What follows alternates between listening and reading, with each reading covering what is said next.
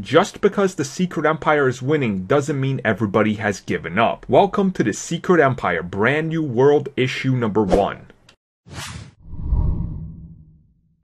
So as we get right into the comic, we witness that Namor is having a fight of his life. And he is quick to remind the person he is fighting and also the readers on exactly who he is. He is Namor, the first Emperor of Atlantis and Lumeria, and he's not going to lay down for people attacking his own kind. As he's able to defeat one of these people, it turns out that this is the second assassination attempt on Namor's life within the month. Namor is quick to make sure everything goes on lockdown.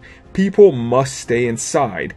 Anybody who is part of some sort of religious sect must be separated and looked upon with close eyes. Make Atlantis great again. I really have no idea why he's Richard Nixon there. His royal guard asks him when does he think this will pass, and Namor is quick to reply, well, it'll pass when Hydra thinks they're done with us or when they're defeated. As another guard quickly shows up and tells Namor that 2 people have been waiting for him outside the city.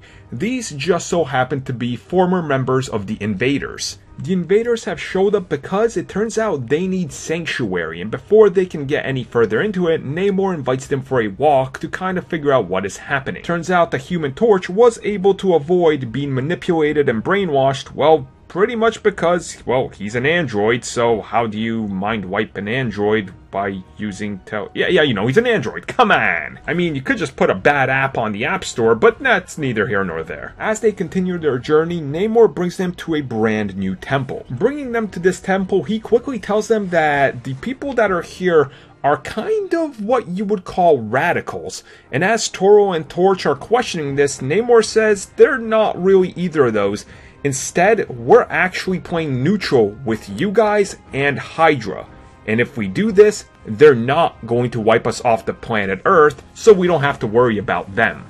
And as they're quick to question why the hell he's doing this, Namor says this is all to keep my people safe. That's all that matters. And as they're quick to question why he's done this, what could possibly convince him to do this, why he would turn on his brothers in arms such as Captain America and them, he's quick to point out that that doesn't matter. When you rule an entire continent and an entire group of people, they come first. And as the invaders are about to take off as they don't feel that this is a good place for them, Namor is quick to spring a trap. Unfortunately, even if he didn't want to do this, he has to do this, because if Hydra learns that he was harboring some fugitives and let them go, he would be in deep trouble. Namor has them locked up below Atlantis, where they cannot get out. And he realizes that he is a villain, and this is where Hammond also realizes that he has always been a villain. So that is just one of the stories that is in this comic, as it's part of 3 actual other stories. And honestly, I thought it was pretty well done. Namor's characterization and getting him back to how he should be felt very refreshing. You could see where the comic was heading, but I thought that that was the natural course in the way they kind of had to handle it. From the art to the other 2 stories that are packed in with it, it's not a must-read, but it is a good fluff and filler for the rest of the Secret Empire. I would give it a 7 out of 10.